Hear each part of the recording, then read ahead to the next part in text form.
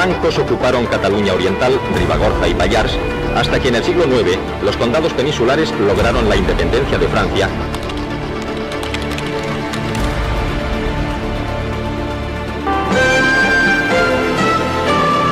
El matrimonio de Petronila de Aragón con Ramón Berenguer IV, conde de Barcelona, supuso el primer paso para que, en el 1164, se constituya la Confederación Catalano-Aragonesa. Con la conquista de Baleares en 1232 y de Valencia en 1238 por Jaime I el Conquistador, se completan los estados de la Corona de Aragón.